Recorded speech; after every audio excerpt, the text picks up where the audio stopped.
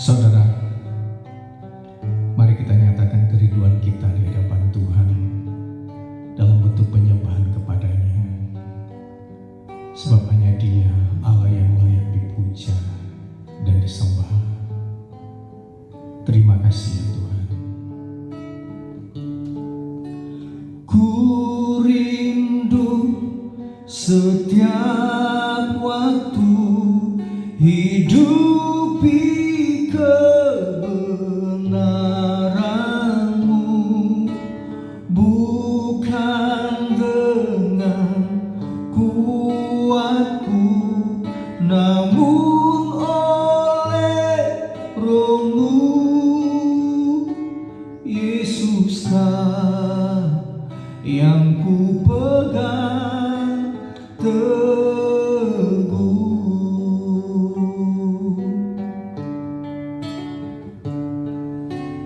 Ku rindu setiap waktu hidupi kebenaran-Mu, bukan dengan kuatku, namun oleh Roh-Mu.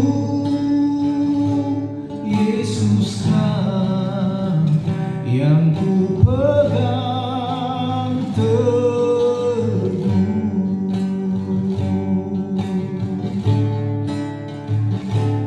Engkaulah Tuhan,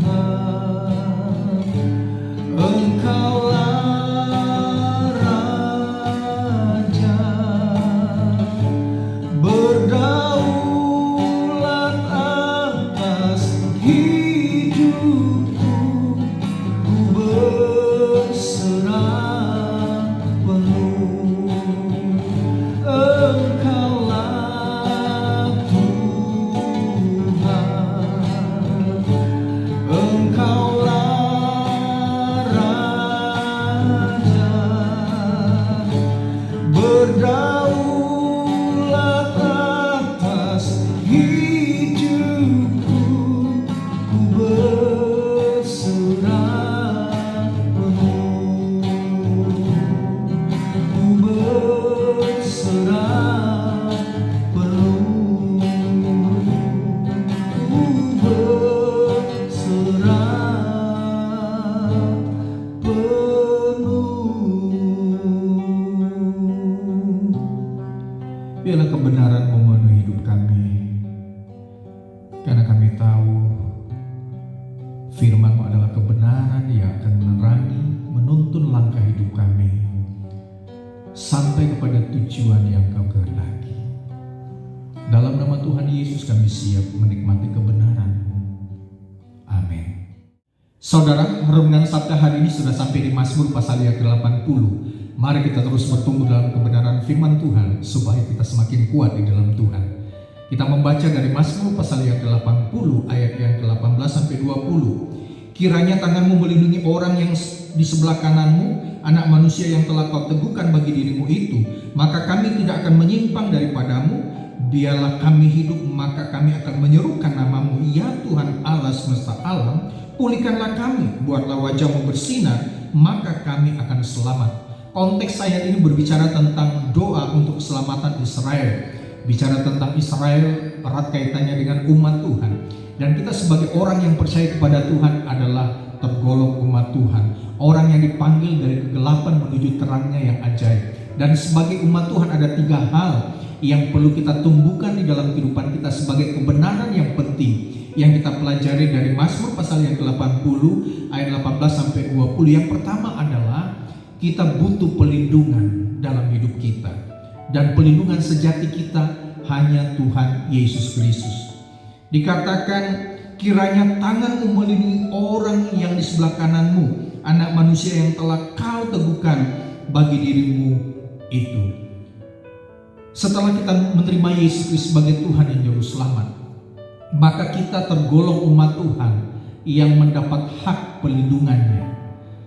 Kita sadari kita tidak mampu melakukan apa-apa tanpa Tuhan yang melindungi kita. Kita kita akan gagal kalau kita mengandalkan kekuatan kita sendiri. Dan tentu saja sesuatu yang kita miliki, apakah kedudukan kita, kekayaan kita, dan lain sebagainya, itu tidak menjamin bahwa kita mampu menjalani kehidupan ini.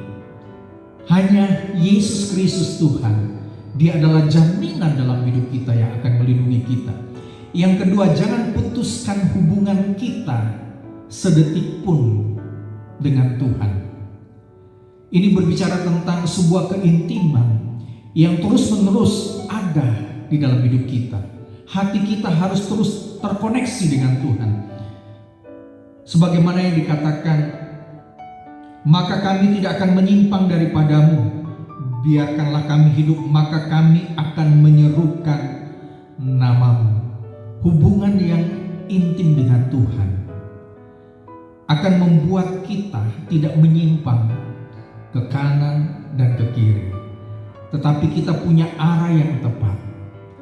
Orang yang memiliki koneksi dengan Tuhan atau hatinya selalu terkoneksi di dalam doa bersama Tuhan, maka Tuhan pasti akan menuntun langkah hidupnya. Dan saya percaya kalau kita memiliki hubungan yang kuat dengan Tuhan, apapun keadaan yang sedang menimpa hidup kita, itu tidak akan membuat kita khawatir dan takut. Ya, kita pasti akan berdiri teguh karena Tuhan juga yang melindungi kita. Yang ketiga adalah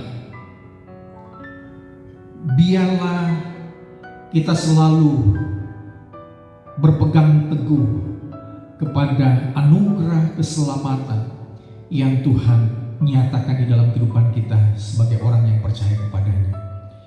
Di ayat yang ke-20, ya Tuhan Allah semesta alam, pulihkanlah kami, buatlah wajah-Mu bersinar, maka kami akan selamat. Saudaraku yang kasih di dalam Tuhan, keselamatan berbicara tentang banyak hal, baik di bumi maupun yang pasti di surga.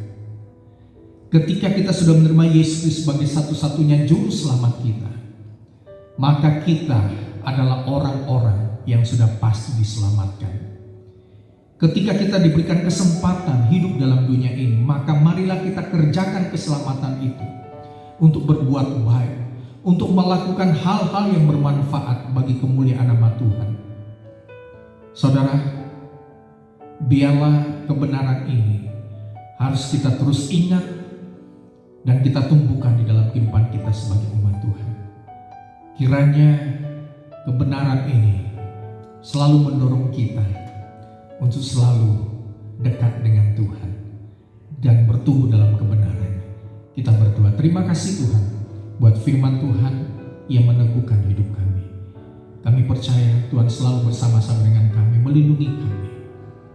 Tuhan meneguhkan kami sehingga kami tidak takut melangkah menjalani kehidupan ini, karena Tuhan menyertai hidup kami. Tuhan menyelamatkan kami,